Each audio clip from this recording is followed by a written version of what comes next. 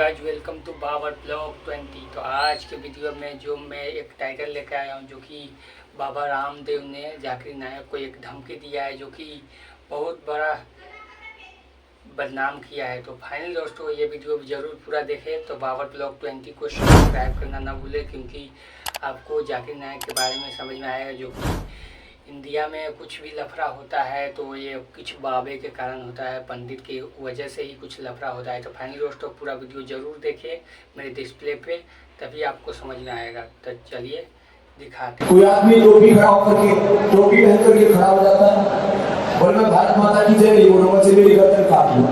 अरे इस देश में कानून है कि क्या हम तो लाखों की गर्दन काट सकते हैं, लेकिन हम देश के कानून का सम्मान करते ऐसे खड़ा होकर के बोल दे, इसलिए बुजुर्गों के हौसले बुलंद हो जाते हैं। हम इस देश के कानून और संविधान का सम्मान करते हैं, नहीं तो कोई भारत माता का अपमान करे। एक नहीं, हम हजारों लाखों के शीश कतल करने का सामर्थ्य है। इस देश में ऐसे से बहुत बड़ा जुर्म है, भारत माता की जय नहीं बोलूंगा। चिल्ला मारा करो कि लोग घड़ी से बोल रहे हैं। आपके हाथ उठा करिए मेरे सामने, भारत माता की, भारत माता की।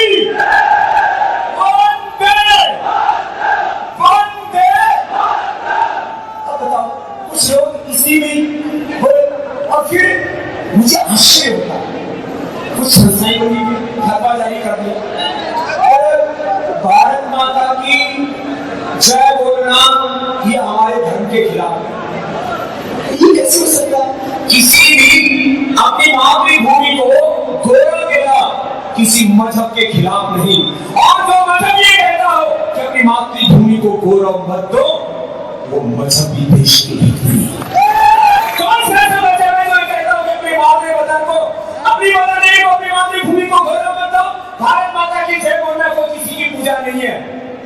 भारत माता की जय बोलना किसी की जय आदि उतारना नहीं है। भारत माता की जय बोलना कोई धड़ पूजा नहीं है। कि अपने राष्ट्र के गौरव का, अपने राष्ट्र के स्वाभिमान का, अपने देश की गरिमा का लक्ष्य है। और हम हिंदू हो, हम मुसलमान हो, हम सिख हो, हम ईसाई हो, हम सबसे पहले हिंदुस्तानी हैं। ये सरकार बाबा रामदेव ने ये कहा कि हम अगर नहीं होता है तो हजारों लोगों की सर कलम करने के लिए भी तैयार। नहीं, ये बात गलत है, ऐसा नहीं करना चाहिए। ऐसा भी फतवा जारी कर दीजिए भैया कि भारत माता की जय भी बोला जाए।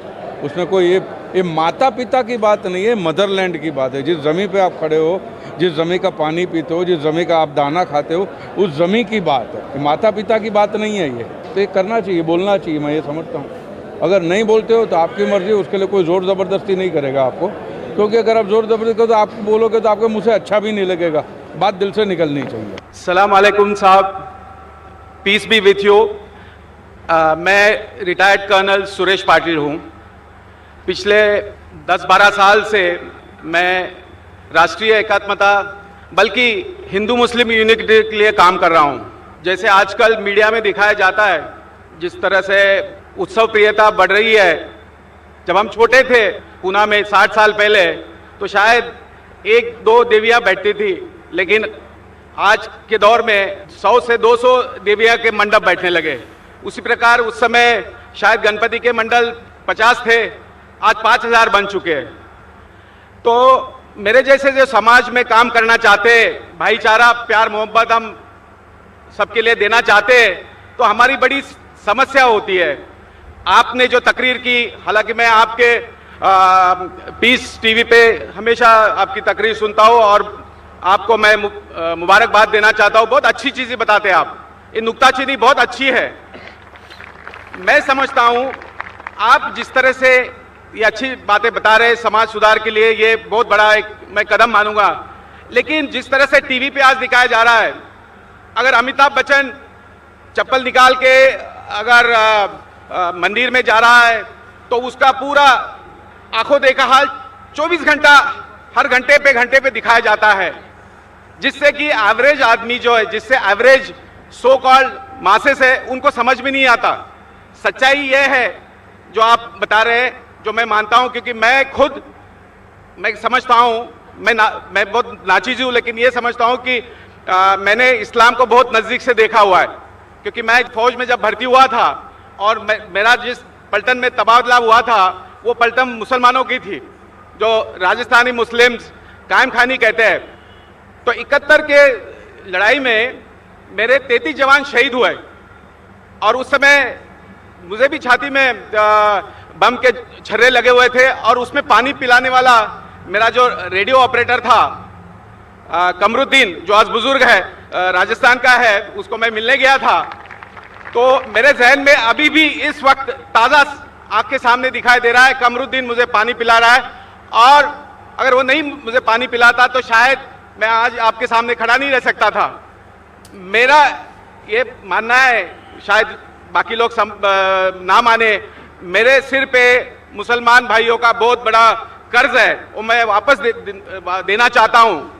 तो हमारी समस्या ये है, जैसे मैं इससे पहले भी कह चुका हूँ कि हमारे जैसे मेरे साथ काफ़ी मुसलमान भाई मेरे साथ काम कर रहे हैं और सो कॉल्ड हिंदू भाई भी काम कर रहे हैं, तो हमें समाज को इकट्ठा लाने में बड़ी मुश्किल हो रही है। आप एक साइड में अच्छी बात बता रहे, मंदिर में जाना या बच्चा कोई कुएं में गिर गया तो उसके लिए आरतियाँ हो रही है, तो ये उत्सव प्रियता बढ़ती जा रही है। और आपने जो चीज़ बताई है कि भाई भगवान तो एक है, उत्सव प्रियता के ऊपर जाना नहीं चाहिए, तो इस पे कुछ समझ भी नहीं आ रहा कि ये मीडिया को कैसा काउंटर किया जाए। क्या आपके प्रोग्राम ये मीडिया से रेगुलर पीस टीवी के अलावा दूसरे चैनल्स पे दिखा सकते हैं, जैसे आरतीयों को? क्योंकि मैं समझता हूँ फौज में हमें सिखाया गया था, मैं 25 साल उस रेजिमेंट में रहा हूँ, सुबह 5 बजे से लेकर रात को 11 बजे तक हम वो हमारे जवानों के साथ रहते थे। तो ईद हो, होली हो, दिवाली हो, हम उनके साथ में ही रहते थे। तो कहने का मकसद है, और वहां से हमने इस्लाम को इतना नजदीक से देखा, यहाँ सब कुछ अच्छा है, प्यार मोहब्बत भाईचारा ब्रदरहुड सब कुछ अच्छा है, लेकिन मीडिया में ऐसा आजकल इंप्रेशन में आता है एवरेज आदमी के लिए कि भाई इस्लाम में कुछ कमियां हैं, लेकिन कमियां तो कुछ है ही नहीं है। तो इसके लिए क्या कोई और एक चैनल शुरू हो सकता है? या इनफैक्ट मैं ये कहना चाहूंगा कि जो आपकी जो तकरीर जो आज हो रही है, क्या ये आईसीसी चैनल से दिखाई जा रही है? अगर आज नहीं दिखाई जा रही तो कल दिखानी चाहिए। कर्नल साहब, वालेकुम अस्सलाम व रहमतुल्लाहि व बरकातहू। आप पर अल्लाह सुब्हानहू व तआला की रहमत, बरकत और सलामती हो। आपने कई अच्छी बातें की, वक्त नहीं कि सबका जवाब दूं, लेकिन 4 बातों का दूंगा। सबसे पहले आपने कहा कि मेरा मुसलमानों पे कर्ज है। आपके ऊपर कोई मुसलमान का कर्ज नहीं। अगर कोई मुसलमान ने आपकी जान बचाई वो उसका फर्ज था, तो कोई मुसलमान का आपके ऊपर कर्ज नहीं है, उसका फर्ज था। कुरान मजीद में लिखा है, सूरह माइदा में सूरह नंबर 5 आयत नंबर 32 में, अगर कोई भी इंसान किसी दूसरे इंसान की जान बचाता है, चाहे वो मुस्लिम हो या गैर मुस्लिम हो, वो सारी इंसानियत को बचा रहा है। तो कमरुद्दीन भाई ने अगर आपकी जान बचाई, अपना फर्ज किया, आपका उसके ऊपर कोई कर्ज नहीं है, वो उसका धर्म था, वो उसका फर्ज था।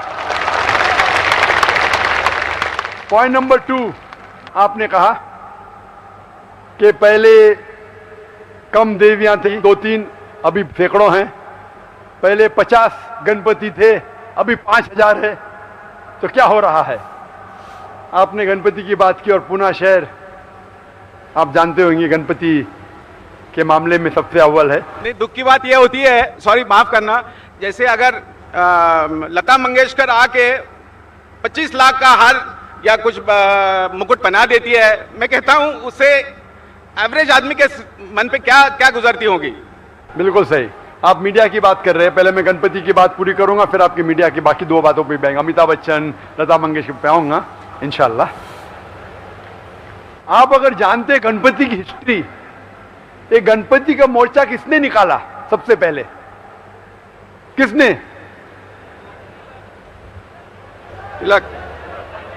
तिलक ने। बिल्कुल सही। क्यों निकाला? तिलक ने निकाला अंग्रेज को इस देश से भगाने के लिए। एक अच्छा मामला था, कहां से उसका आइडिया मिली, किधर से मिली, उसका जिक्र नहीं करेंगे हम। उसका मेन मकसद था अंग्रेज को इस देश से भगा देने का। मकसद पूरा हो गया, अंग्रेज तो भाग गए। तो मकसद था, एक चीज का फायदा उठाया, लोगों के जज्बात की वजह से अगर वो कामयाब हो गए, अल्हम्दुलिल्लाह वो काम पूरा हो गया।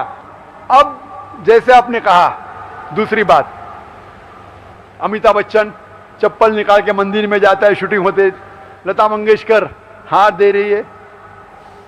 अगर अमिताभ बच्चन या लता मंगेशकर खुदा की सही इबादत करते, अल्हम्दुलिल्लाह, चाहे अमिताभ बच्चन हो, लता मंगेशकर हो, सही इबादत करते तो मैं उनको कांग्रेचुलेट करता हूं। लेकिन अक्सर पिक्चर में सिर्फ दिखा।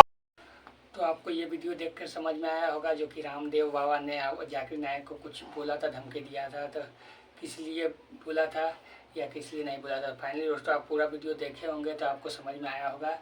तो ये वीडियो में ज़रूर कमेंट करें कि जाकिर नायक को किस लिए धमकी दिया था या किस लिए नहीं दिया था। तो फाइनली दोस्तों ऐसा ही वीडियो देखने के लिए पावर ब्लॉग को जरूर सब्सक्राइब करें, बेल आइकन दबाना ना भूलें, क्योंकि आपके पास नए नए वीडियो जरूर ऐसा ही जाएगा। तो फाइनली दोस्तों चलते हैं अगले वीडियो के लिए।